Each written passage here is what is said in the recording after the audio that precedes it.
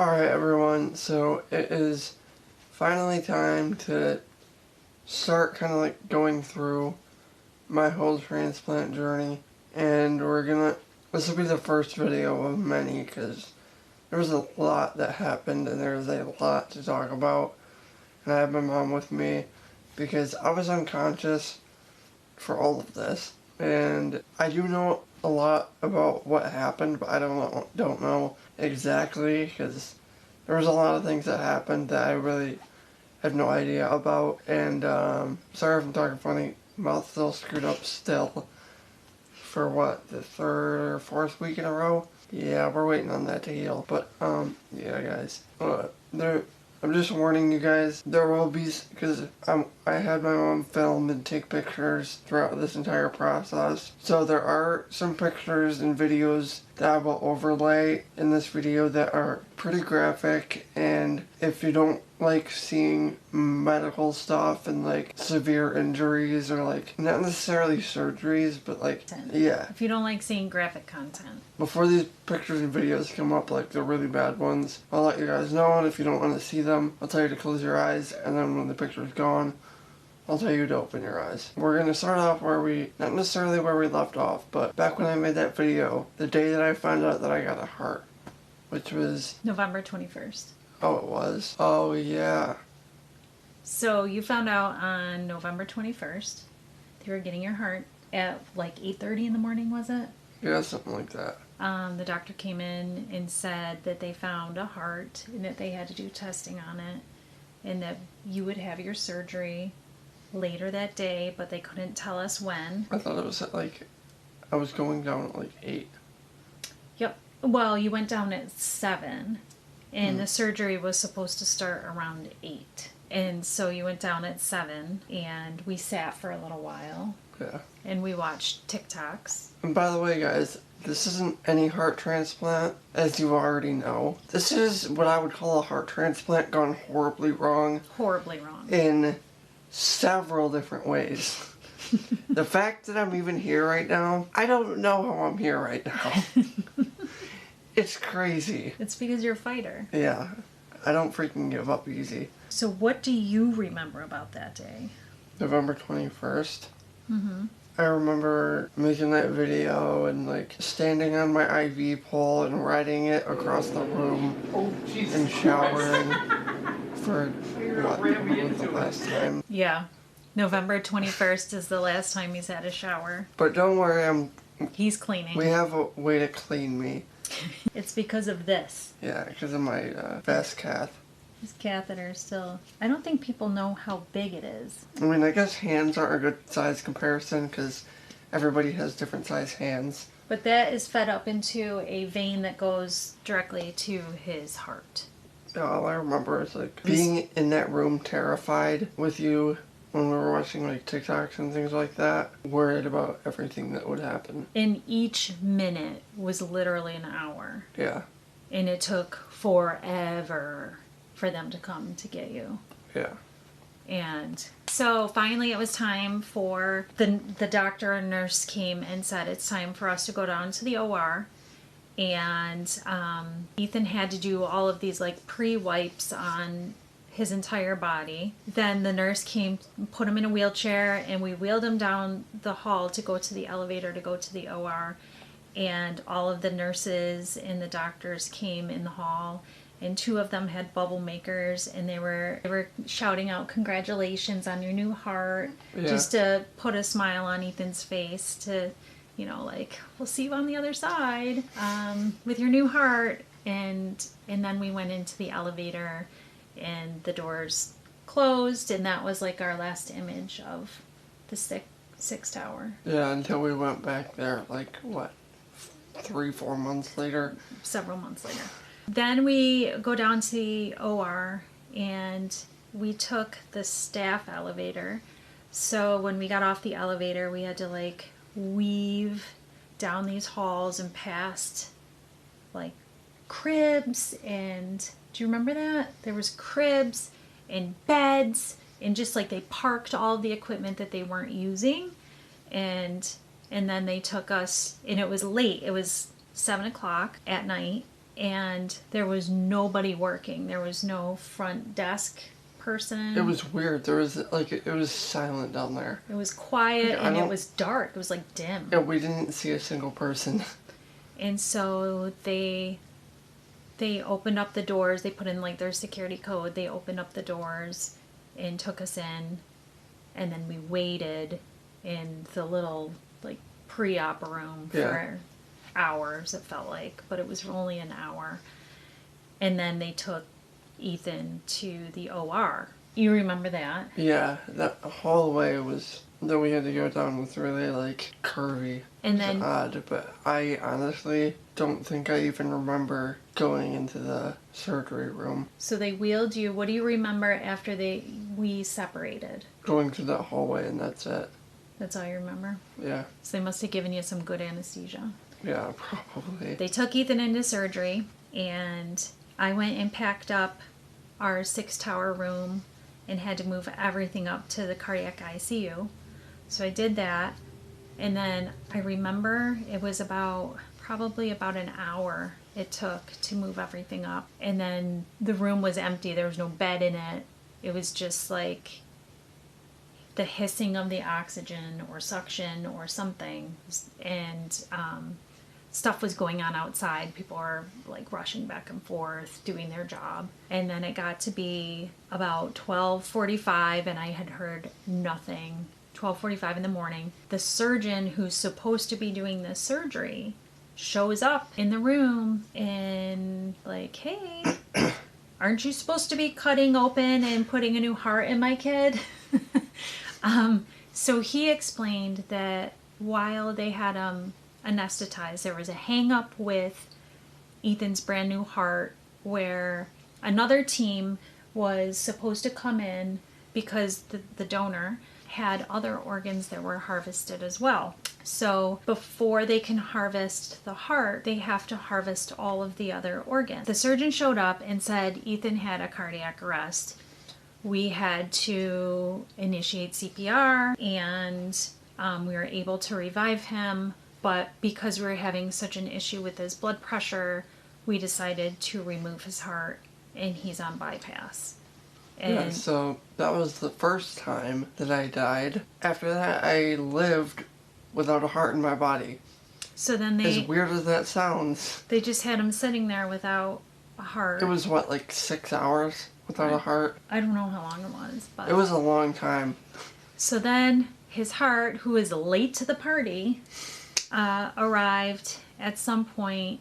They attached it, and they had to keep him on what's called ECMO, which is because when they put the heart in, connected everything, and one of the sides, the right side, was a little bit weak, and because of that, they put him on ECMO to take the burden off of his new heart. So ECMO was kind of like running the show, and so we had to be on that for a couple of days. So I still hadn't heard anything by like 6:30 in the morning. I'm like, can you please call the OR and see what's going on? Because I have no idea what has happened in the last 6 hours. And they called and said that he had the new heart, but didn't really give much information past that. They were going to monitor him for a brain injury from the cardiac arrest. Like, great, now we have a new heart, but we could have a brain injury. So they finally brought him back to 9-tower cardiac ICU at, I want to say like 9:30 or 10 o'clock in the morning. And then I didn't even get to see you because they were like prepping and setting things up until like 11. So you left at 8 p.m. and I didn't see you until 11 a.m. the next day. But at some point, it was that day, that Sunday, November 22nd, that you got your heart. Yeah. If you guys thought the surgery went bad, this is really where the show begins. So then they explained that they put the heart in, and they quickly realized that Ethan's lung pressure was so high that it was triple to quadruple the normal pressure because of he was in heart failure for so long before the surgery. So they put the new heart in. The new heart was struggling. So they put him on ECMO, which is a machine that is used as an artificial heart that helps pump things. And he would be on that for the next couple of days. Like, that's fine, as long as things are moving. And they had told us about that ahead of time, that is a possibility. They also told us that after his body adjusted to the new heart, they could take him off ECMO. That would be a couple of days, and then things would be fine. That wasn't true. But in true Ethan fashion, things were not fine. Not even close. He was stepping in shit, not smelling like a rose yet.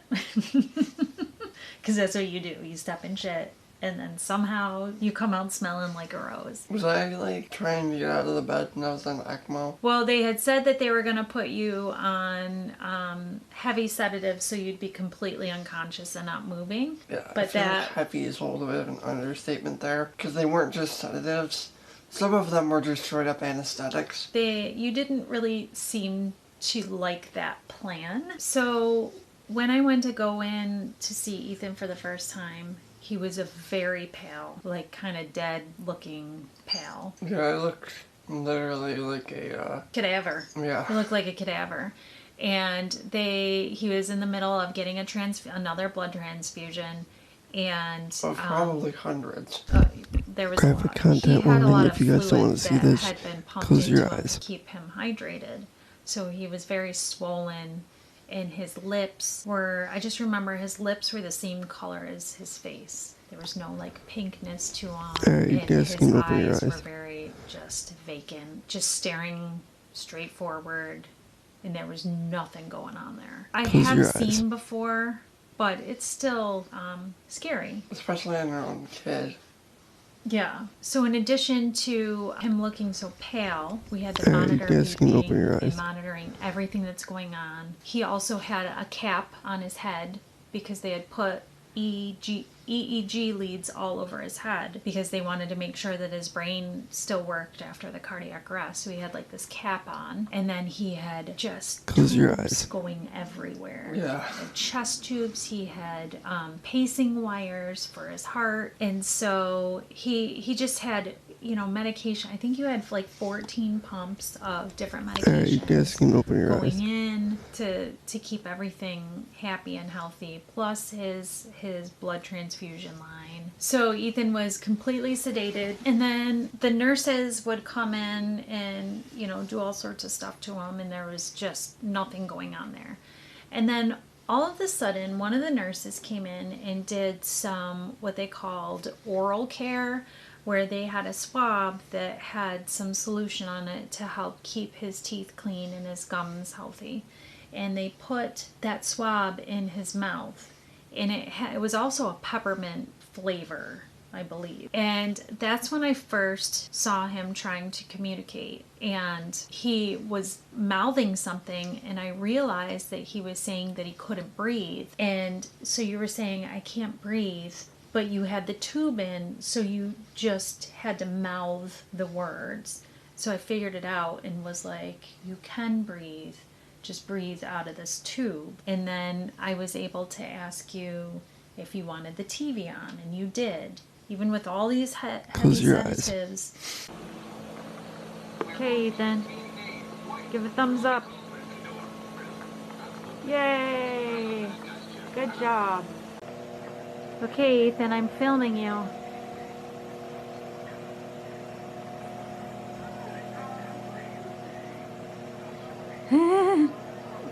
You're waving at the camera? Nice. And of course he wanted to watch The Office. So he had The Office on. He had no pain. Nothing hurt. And then he wanted his phone. He wanted to send a text. And so I gave him his phone, but the phone wouldn't recognize his face because he had all sorts of tubes and this hat on, and he was swollen. So he needed to put in his passcode. Well, because he was on all these sedatives, he couldn't punch in his passcode. So I was trying to guess his passcode, and it was like playing charades with somebody that spoke a different language. I could not, we were trying everything. Like, can you blink when I get to the next number? And I would say 1, 2, 3, 4, and then he would blink. And I'd say, oh, it's 4, and he would shake his head no. And I'm like, oh my gosh. So then you started getting like super upset and pissed off and aggravated, and they ended up having to give you more sedative because you were like throwing the monitors off and stuff. So when you returned to your room, they said that they were going to start doing blood work every 6 hours. And so then you had your episode where you got agitated with the phone, and they sedated you, and then you started getting into these fits where your blood pressure would drop.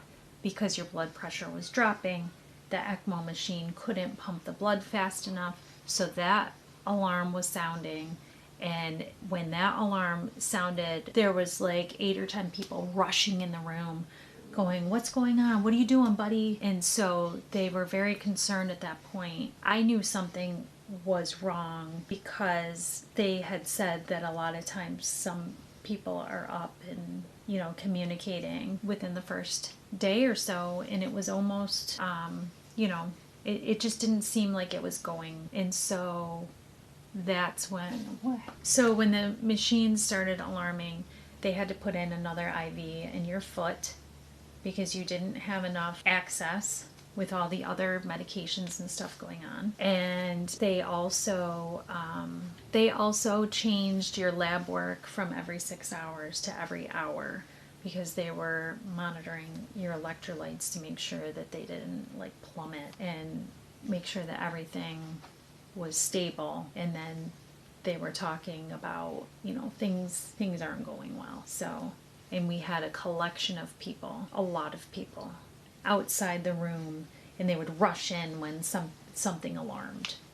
So basically that night on the 22nd, they were just doing like moves and counter moves. Like Ethan would do something and they would have to adjust what they were doing. Close your eyes. All right, buddy. Are you ready? I'm going to give you some pain meds. Okay. Take a deep breath. You're okay, Ethan. I watched your YouTube video. Yeah? Hi, Ethan. How are you? I'm your night nurse. All right? He's waving to you. We'll have a good night, okay? Because of whatever you guys can open your eyes. was doing. And I heard probably like 5 or 6 times, this is not how it typically goes. And I'm like, I know, I told you he doesn't follow the rules. And so that night it was full of just low blood pressure and things dropping and alarms sounding. And so the next morning on the 23rd, they took him in for emergency surgery, essentially to see, it was like an exploratory to see what was going on. And it took them about 40 minutes to get you prepped to even leave the room because you had so many tubes and things connecting to you that they had to disconnect everything and put everything on your bed, and then it would take like 6 or 8 people to roll you out of the room. Then it was quiet, and I just heard the oxygen hissing when you were gone. So it would go from alarm, alarm, alarm, alarm to psst, like it was really weird. So that's day 1 after transplant. Yeah, and the next one we'll get into what they found in my emergency surgery and all that and what they had to do to fix it and things like that. And then it just continued to not go very well, which you guys will eventually know about. It continued to not go very well for like 2.5, 3 months. Yeah. We're still having things that aren't going very well. Yeah. But you're a fighter. He's a fighter. Yeah. Make a good team. Yeah. Yeah. Alright guys, so that'll wrap it up for the first video. I know it was kind of a long one, but that's how these are gonna go. Because that's the sheer amount of events that would happen in a single day. Mind-blowing. The amount of stuff that was happening in such a short period of time.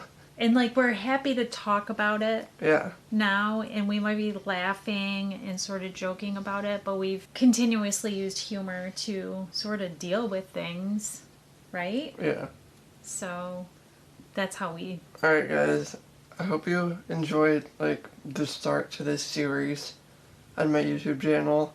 There will be a lot more videos to come out about this whole thing, so stay tuned for that. I hope you guys are all doing great, and if you guys have any questions, comment below, and I'll try my best to answer them to the best of my ability, because I was unconscious. So I'll probably have, this is crazy day 1, and I'm not sure when I'll be able to make the next video, but now that we're getting more free time, I should be able to make it a lot quicker than my previous videos and things like that. So I will see you guys when I upload next. I hope you all have a great rest of your day, and I'll see you guys probably in like a week, maybe less than that.